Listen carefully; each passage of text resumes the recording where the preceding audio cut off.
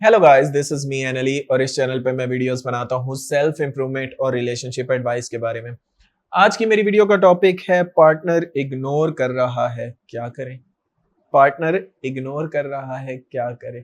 इस टॉपिक पर बात करने से पहले मैं कहूंगा प्लीज सब्सक्राइब कर दो मेरे चैनल को ताकि आने वाली हर एक वीडियो आपकी हेल्प कर सके। और अगर आपको थेरेपी सेशन बुक करना हो you can contact me on Instagram. Link जो है वो डिस्क्रिप्शन में है। सो पार्टनर इग्नोर कर रहा है, क्या करें। One of the most common question है जो मुझे बार बार मिलता है और बार बार लोग पूछते हैं इस तरह से। और मुझे हैरानी इस बात पे होती है कि इतनी वीडियोस बनाने के बाद भी लोग बेसिक मैसेज को नहीं समझ सकते। बेसिक मैसेज क्या है, पार्टनर आपको इग्नोर क्यों करता है, इस चीज को गौर करने की जरूरत है। सबसे पहले तो आपको अपने बिहेवियर पे गौर करने की जरूरत है कि क्या वजूहात है जिनकी वजह से वो आपको इग्नोर कर रहे हैं। लाजमी नहीं कि हर बार उनको कोई नया मिल जाए तो तभी वो उनके पास दूसरे की तरफ अट्रैक्ट हो जाएं और आपको इग्नोर करें। ऐसा भी होता है लेकिन हर बार ऐसा भी नहीं होता, ठीक है। समटाइम्स लोग बहुत अलग रीजन की वजह से भी फ्रस्ट्रेट हो जाते हैं। मिसाल के तौर पे आपका कोई ऐसा बिहेवियर है जो उनको चुभ रहा है, जो वो आपको बताते भी हैं लेकिन आप चेंज करने के लिए तैयार ही नहीं है, ठीक है। कर लूंगा। स्पेशली बॉयज की ये प्रॉब्लम है कि गर्ल्स जो है वो बहुत रिलेशनशिप ओरिएंटेड होती हैं, वो छोटी छोटी चीजों को गौर करती हैं। बॉयज जो हैं वो बड़ी चीजों पे ज्यादा गौर करते हैं, बड़े मिशंस पे, बड़ी चीजों पे, अपने जॉब के बारे में, इन चीजों पे। तो उसका सारा फोकस वहां होता है। अब दोनों जेंडर्स को ये समझना चाहिए, ठीक है। आपको भी समझना चाहिए अगर आप लड़की हैं या लड़के हैं, और उनको भी समझना चाहिए कि किस तरह बिहेव करना है। उसको फोर्स नहीं करना उन चीजों पे। एक दूसरे को हम एक दूसरे जैसा बनाने की कोशिश करते हैं। बेसिकली हम ये नहीं समझते कि हम दोनों जेंडर्स अलग हैं, हमारा ऑपरेटिंग सिस्टम अलग है, ठीक है। रिलेशनशिप में, शादियों में अक्सर मैंने देखा है कि पूरी जिंदगी औरत जो है वो चाहती है कि उनका जो हस्बैंड है या उनका जो बॉयफ्रेंड है वो उनकी तरफ बने, और वो चाहता है कि वो मेरी तरफ बने। आपको स्पेस देना चाहिए, ठीक है। सबसे पहले अगर आपको कोई इग्नोर कर रहा है तो आपको ऑफ कोर्स स्पेस देना चाहिए उनको, ताकि उनको सोचने का मौका मिले, वो अपनी मर्जी से, अपनी खुशी से आपकी तरफ आए, तो वो सबसे बेहतर है।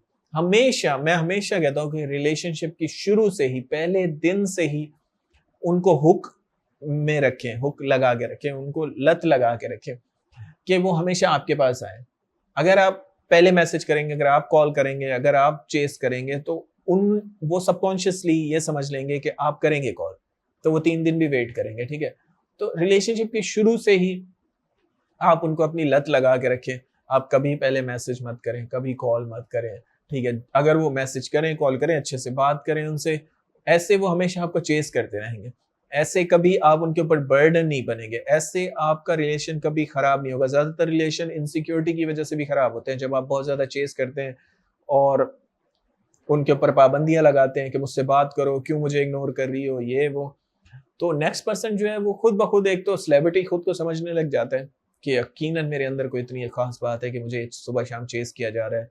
और दूसरा ये कि वो आपको हेट भी करने लग जाते हैं। उनको लगता है आप कैद उनको कर रहे हैं। तो ये 2 चीज़ों का ख़्याल रखें।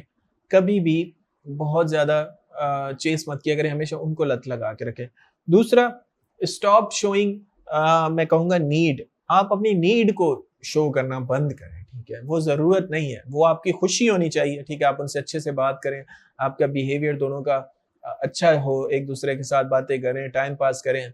लेकिन इसका मतलब ये नहीं कि वो आपकी नीड है। नीड क्या होती है? नीड होता है खाना, नीड होता है सोना, ठीक है। सोना एक नीड है, खाना एक नीड है, ठीक है। हेल्दी बॉडी आपकी नीड है। नीड और वांट्स को अलग करें, ठीक है। मे बी वो आपकी वांट हो सकती है, आपकी चाहत हो सकती है, आपकी डिजायर हो सकती है, आपकी ख्वाहिश हो सकती है, वो लड़की या वो लड़का, लेकिन वो आपकी नीड नहीं है। और जब आप किसी इंसान को अपनी नीड बना लेते हो तो आप अपनी जिंदगी तबाह कर लेते हो। आप उनको बताते हो कि तुम चली गई तो मैं मर जाऊंगा, तुम्हारे बिना मैं नहीं रहूंगा। इस वजह से वो और भी आपको इग्नोर करते हैं। इस वजह से आपके रिलेशनशिप खराब होते हैं। क्योंकि जब कोई चीज, ये इंसान की फितरत में है, ये हमारी फितरत में है कि जब हमें कोई चीज मिल जाए तो हम उसकी कदर छोड़ देते हैं। इस स्केर्सिटी क्रिएट्स वैल्यू, हमेशा कहा जाता है कि किल्लत जो है वो चीज की कदर को बढ़ाती है। तो जब आप अवेलेबल नहीं होंगे तो आपकी कदर बढ़ेगी। जब आप अवेलेबल होंगे, चिपकेंगे, उनके उनके अंदर घुसेंगे, तो कभी भी वैल्यू नहीं होगी। मैंने अक्सर देखा है, स्टोरीज सुनी है, देखा है अपनी आंखों से कि एक लड़की लड़का मर रहे होते हैं एक दूसरे के लिए, प्यार के लिए, शादी करने के लिए, लेकिन जैसे ही शादी होती है 3 महीने के अंदर 2 to 3 months उनका दिल भर जाता है। ठीक है, वो एक दूसरे को काट खाने पे आ जाते हैं, वो लड़ते हैं, झगड़े करते हैं। क्यों? क्योंकि अब वो एक दूसरे को अवेलेबल है 24/7। वो जो फैंटेसी थी वो खत्म हो गई। जब तक शादी नहीं होती फैंटेसी होती है कि हम कैसे बात करेंगे, हम कैसे रहेंगे, हम हग करेंगे, हम घूमने जाएंगे, हम ये करेंगे, हम वो करेंगे। लेकिन जैसे ही शादी हो जाती है, जब आप सुबह शाम उनको देखते हो सामने, तो वो आपके घर के फर्द जैसे होते हैं, जैसे एक घर का फर्द होता है। तो वैसे ही आपको फील होता है, आपको कोई उनके बारे में स्पेशल फील नहीं होता, तो वो अट्रैक्शन वो किल हो जाती है। इसलिए जो लोग मेच्योर उम्र में, सर्वे के मुताबिक कि जो लोग मेच्योर उम्र में शादी करते हैं, बड़ी एज में, उनकी शादियां लंबी चल जाती हैं। जो टीन एज लाइफ में शादी करते हैं उनकी शादियां ज्यादा लंबी नहीं चलती, क्योंकि वो टीन एज में उस टाइम लव में डूबे होते हैं। वो रैशनली दिमाग से फैसला नहीं लेते कि क्या वो पार्टनर वाकई में रहने के काबिल भी है, क्या उसमें अच्छाइयाँ भी हैं, क्या वो पढ़ा लिखा भी है, क्या वो तमीज़ वाला भी है। हम ये चीज़ों पे गौर नहीं करते, बस उस टाइम अट्रैक्शन होती है, जन्म-जन्म का साथ होगा, प्यार होगा, फेयरी टेल लव में हम डूबे होते हैं। इसलिए वो ज़्यादा डिवोर्सेस हो जाते हैं। लेकिन सर्वे से ये साबित हुआ है कि जो लोग 25 या 30 साल की एज के बाद शादी करते हैं, उनकी शादियाँ लंबी चलती है, क्योंकि उस टाइम इंसान इमोशन में डूब के फैसला नहीं लेता। उस टाइम इंसान अक्ल से फैसला लेता है कि हाँ, ये इतनी पढ़ी लिखी है, ये इस तरह का मिजाज है, हाँ, ये मेरे बच्चों की अच्छी माँ बन सकती है, ये वो, इस तरह आप सोचते हैं और फिर वो शादियाँ अच्छी भी चलती हैं। तो इसलिए मैं कहूँगा कभी भी ज़्यादा इस तरह के किसी को चिपकू मत बना करें कि बस ये गई तो ज़िंदगी ख़त्म है। इस वजह से लोग आपको इग्नोर करना स्टार्ट कर देते हैं। ठीक है? तीसरी चीज़ मैं ये कहूँगा कि आपका स्ट्रॉन्ग सर्कल होना चाहिए आपकी गर्लफ्रेंड या बॉयफ्रेंड के अलावा भी। एक तो प्रॉब्लम ये है कि जब आप किसी एक चीज़ पे इतना ज़्यादा गौर करोगे और उसी को सब कुछ बना लोगे, तो ऑफ कोर्स वो आपको छोड़ के जाएँगे, ठीक है? आपकी हैप्पीनेस का ताल्लुक जो है वो दूसरी चीज़ों से भी होना चाहिए, ठीक है? आप फ्रेंड्स में जाएँ, आपका कोई मिशन हो, आपका कोई असाइनमेंट हो, आपकी कोई नीड हो, उसके ऊपर वर्क करें, ना कि आप एक ही चीज़ को अपनी सोर्स ऑफ हैप्पीनेस बनाएँ और फिर ऑफ कोर्स यही हाल होगा जो आपका होता है। आपका ब्रेकअप जब होता है और तब आपको ये सारी बातें समझ आती हैं।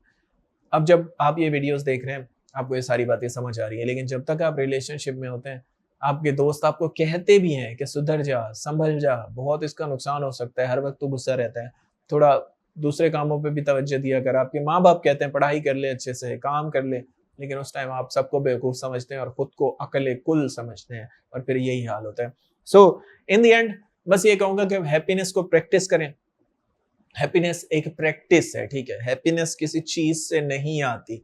अगर आपको लगता है कि आप मोटर बाइक खरीद लेंगे तो उसके बाद आपकी ज़िंदगी हैप्पी हो जाएगी, नहीं होने वाली। मेबी 1 दिन अच्छा आपको फ़ील हो, 2 दिन अच्छा फ़ील हो, फिर आपकी फीलिंग दोबारा से वैसी हो जाएगी।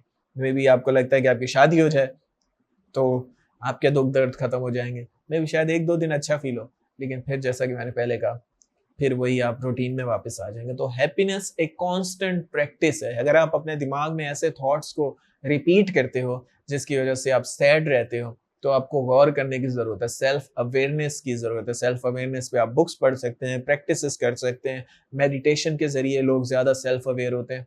उसके ऊपर गौर कर सकते हैं कि कौन से ऐसे थॉट्स हैं जो मैं सोचता हूँ, जो मुझे डिप्रेस करते हैं, सैड करते हैं। इसका ये इस इंसान ने सिर्फ़ दिमाग के अंदर सिर्फ़ इंसान ने दिमाग के अंदर ये बहाने बनाए होते हैं कि मेरा बड़ा घर हो गया तो मैं हैप्पी हो जाऊँगा, या मेरे पास गाड़ी आ गई तो हैप्पी हो जाऊँगा, या वो इंसान मिल गया तो हैप्पी हो जाऊँगा।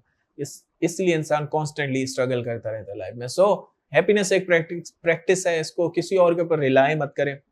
हैप्पीनेस का ताल्लुक आपके अपने आप से होना चाहिए। That's it for today. Thanks for watching guys. You have a good day.